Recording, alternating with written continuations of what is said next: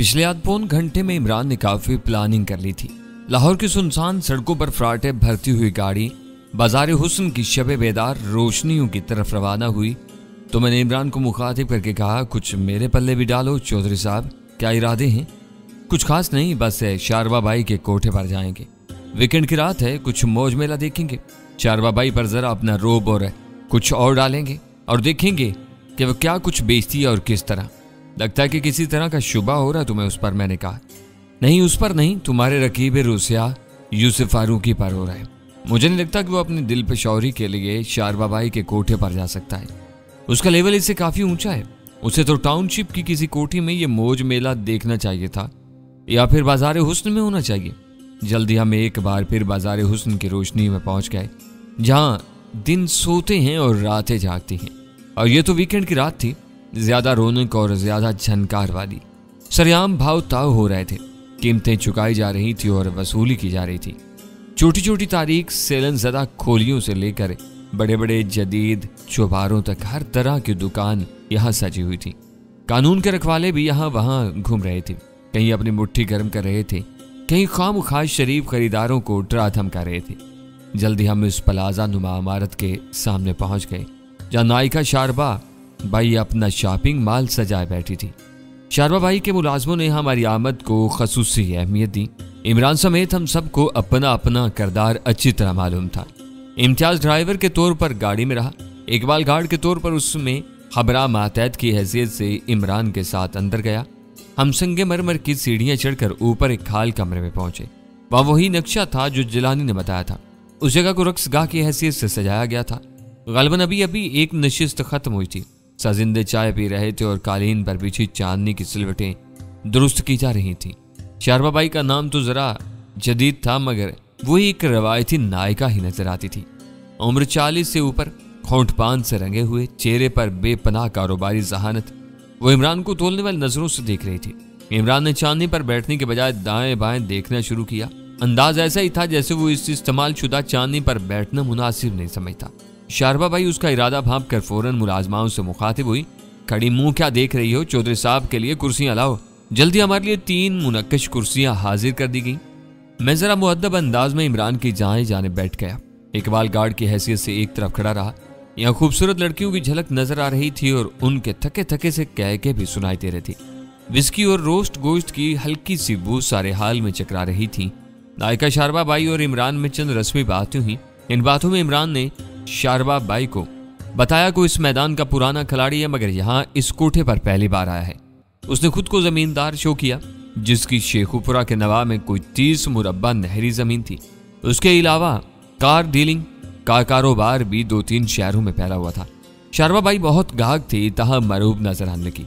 कुछ देर बाद शारवा के इशारे पर 3 सजी सवरी लड़कियां हाल में दाखिल हुई और फर्श पर बिछी चांदनी पर बैठी। इन तीनों ने बाकायदा घुंघरू बांध रखे थे और एक दूसरी से चहलें कर रही थी। अंदाज यही था कि पसंद करो हमें, हमारी कीमत अदा करो और आज शब के लिए हमारी सारी जुमला खिदमत हासिल कर लो।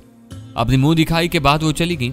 इमरान ने कोई खास रद्दअमल जाहिर नहीं किया तो एक और लड़की आ गई। इन 3 लड़कियों से ज्यादा खूबसूरत थी। उम्र भी बस 21-22 साल रही होगी। अपनी पेशावराना महारत का इस्तेमाल करते हुए वो इस अंदाज से बैठी थी कि उसके तराशे हुए जिस्म की हर खूबी नुमाया तर होगी थी। यूं लग रहा था जैसे खरीदार का नखरा देखते हुए दुकानदार ने अपना बेहतरीन माल सामने रख दिया हो। नायिका शारवा ने भवें उचका कर कहा, अभी नई नई काम में आई है, 2-2.5 महीने हुए हैं। नातुदरवाई को डांस में तो लखनऊ वालियों को भी मात देती है। इमरान ने तारीफी अंदाज में सर हिलाया, लेकिन खास रद्दअमल का इजहार नहीं किया। इसके बाद शारवा बाई ने यके बाद दीगरे 2 और लड़कियां सामने की। इनमें से एक बहुत गोरी चिट्टी थी, लेकिन नक्श आम से थी। एक खूबसूरत लेकिन उम्र में बड़ी थी। इमरान ने बियर का घूंट लेते हुए कहा, मैंने तो आपका बड़ा चर्चा सुना था, पर तबीयत कुछ जम नहीं रही है। मैंने कहा, भाई जी ये कोई आम बंदे नहीं है।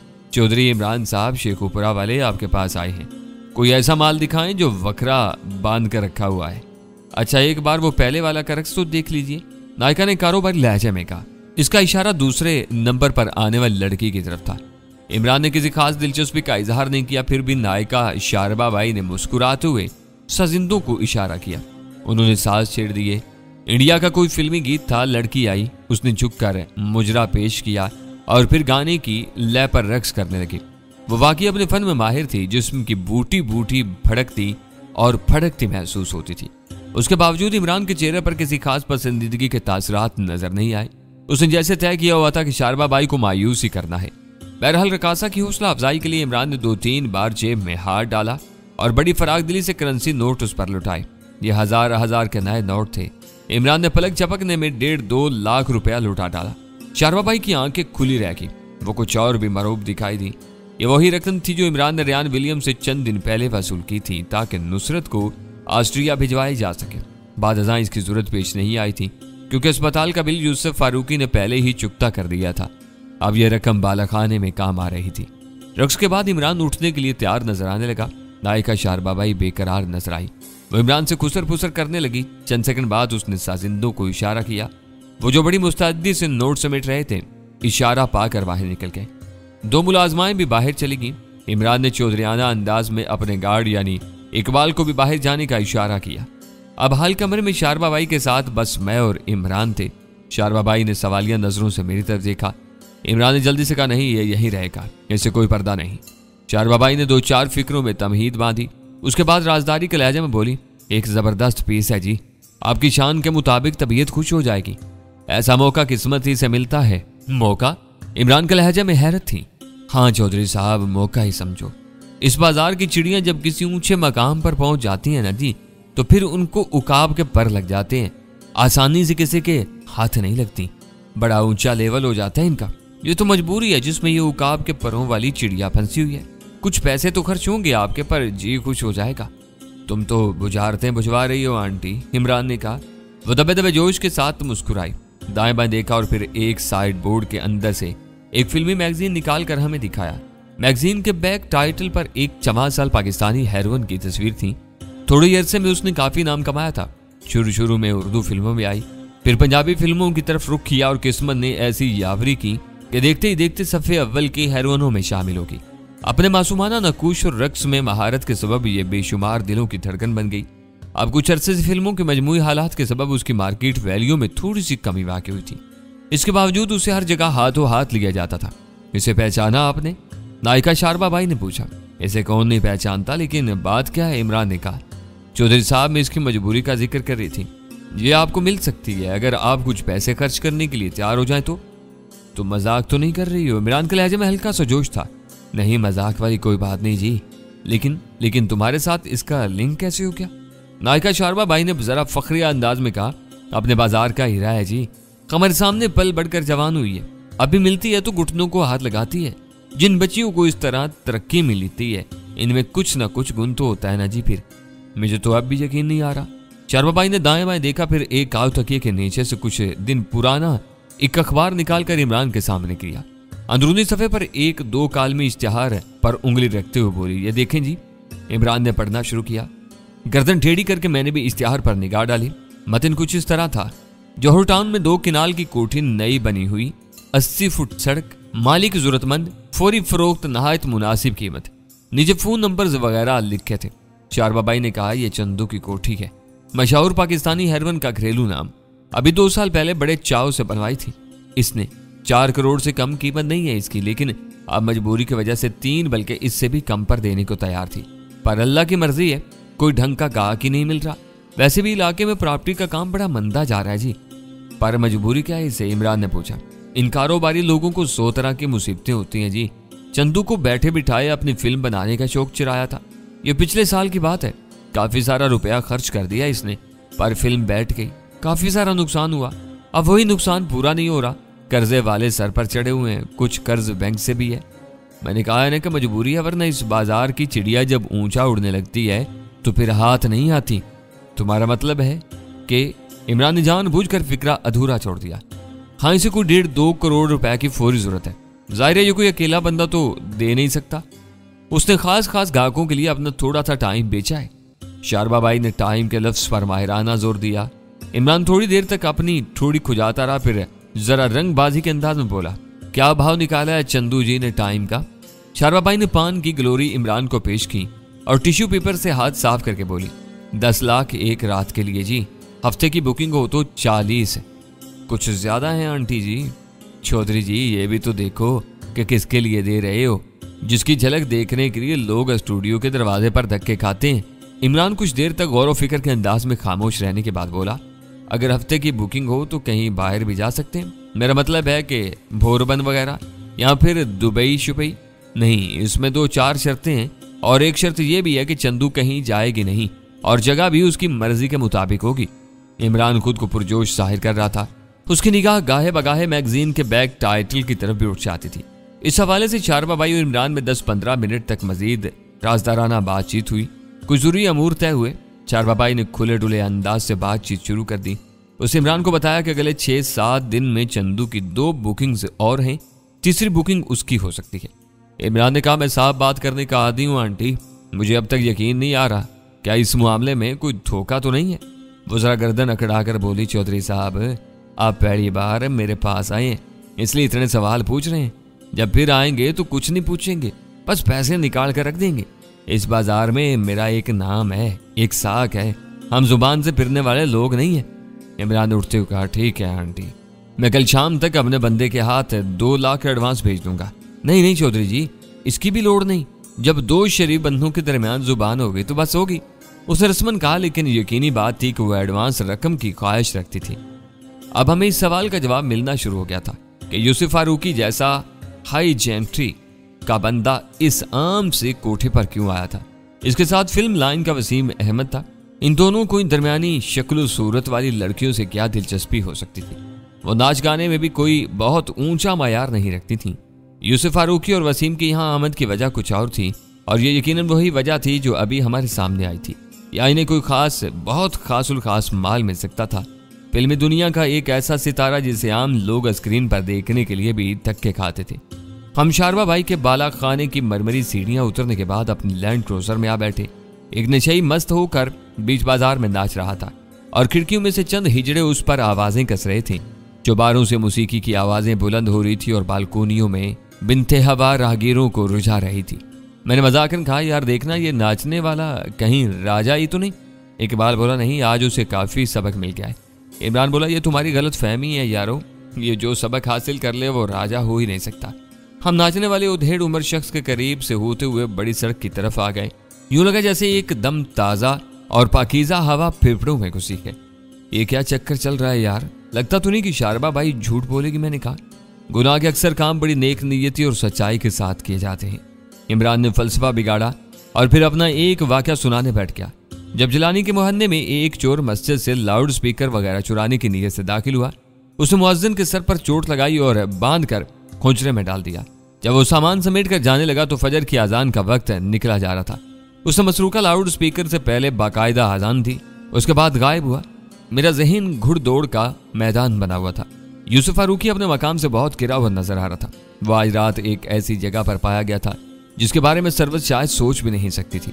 वो उसे मजाजी खुदा का दर्जा देती थी और ये मजाजी खुदा खुद हवस के कोचे में ठोकरें खा रहा था। मेरा दिल चाहा कि अभी सरवत का नंबर मिला और उससे वही जुबान बोलने लगूं जो नुसरत उससे बोलती थी। उसको बताऊं कि वो पीतल को सोना समझ रही है, शराब के पीछे भाग रही है, अपनी जिंदगी एक ऐसे शख्स के लिए खराब कर रही है जो बिगड़े अमीर जादों वाली हर बुराई अपने अंदर रखता है। लेकिन क्या वाकई सूरत-ए-हाल वही थी जो हमने आज महसूस की थी? क्या वाकई यूसुफ इस बाजार हुस्न में खरीदार बनकर आया था या फिर ये कोई और चक्कर था? इसके पीछे कोई और वजह थी। मैं जल्दबाजी करना नहीं चाहता था। मुझे सरवत की उस निगाह मुलामत का खौफ था जो यूसुफ की बदनामी के हवाले से मुझ पर पड़ती। मैं इस निगाह का शिकार हो जाता तो पाताल से ज्यादा गहराई में जा गिरता। जब तक कोई ठोस सबूत सामने ना आता मैं नुसरत से भी इस अहम वाक़े का जिक्र करना नहीं चाहता था। हम सफेदा शहर नमूदार होने से पहले ही डिफेंस वाली कोठी में पहुंच गए। हम एहतियातन कोठी से एक ब्लॉक पहले ही उतर गए। हम अक्सर ऐसा ही करते थे। बाकी का फैसला पैदल तय किया जाता था। इस रात की जाने वाली उस एहतियात ने हमें बहुत फायदा दिया। इसका जिक्र आगे आएगा।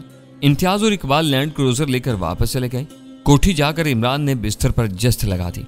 मैं हस्बे मामूल फर्श पर लेटा, जिस्म थकन से चूर था। हमने सूरत-ए-हाल पर तबसरा करने से गुरेज किया और सो गए। 10 बजे के करीब इमरान ने मुझे जगाया। नाश्ते के फौरन बाद हम राजा की खबर लेने निकल गए। वो होटल लालाजार ही में था और रात की मार कुटाई के बाद उसका खराब हुलिया मजीद खराब हो गया था। हम होटल पहुंचे तो वो कमरे ही में लेटा था।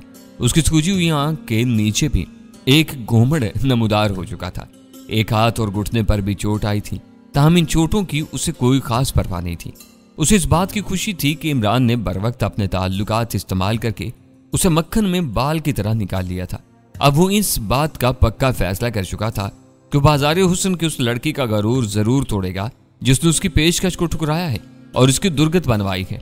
इस लड़की को हासिल करने के लिए अब वो बड़ी से बड़ी रकम खर्च करने का इरादा रखता था। मजमूई तौर पर उसका मूड दुरुस्त था और जब मूड दुरुस्त होता था तो बेतकान बोलता था। इमरान ने कहा, भा राजा, मार खाने के बाद तो तुम्हारी जुबान कैंची की तरह चल रही है। वो बोला, तुमने बिल्कुल कंडिम मिसाल दी है। कैंची की तरह जनानियों की जुबान चलती है। चलो कैंची की जगह खंजर का लफ्ज लगा देते हैं। हाँ ये ठीक है, और यह खंजर कल या परसों फिर उसी कोठी पर जाकर चलेगा। एक एक की बोलती बंद न कर दूं तो नाम राजा नहीं। फिर बात करते करते वो जरा सा चौंका, मेरी तरफ देखकर बोला, हाँ एक बात याद आई, परसों रात को तुम दोनों किसी खंजर की बात कर रहे थे। कोई कीमती चाकू या खंजर था, गेंडे की हड्डी के दस्ते वाला, जो वहां शेखुपुरा वाली कोठी में रह गया था। वो बड़ा खास खंजर था महाराजा, इमरान ने कहा।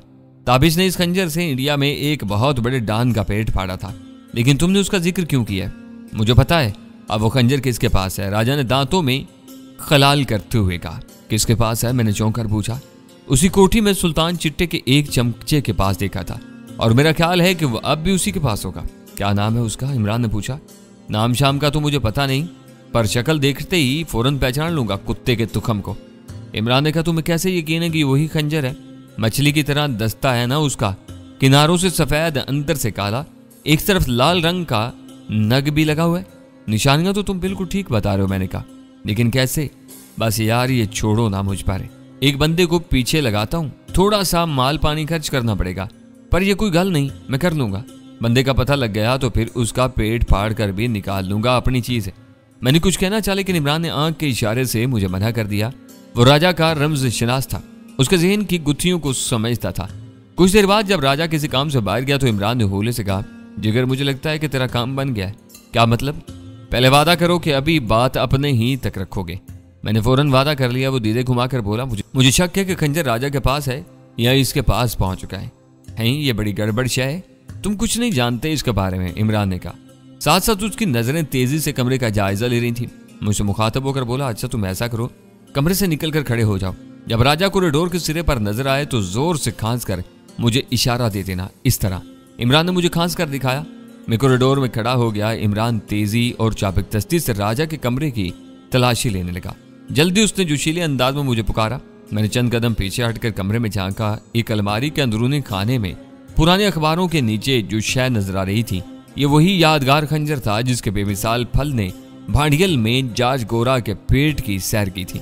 इस चाकूनुमा खंजर से मुझे एक खसूसी ताल्लुक पैदा हो चुका था।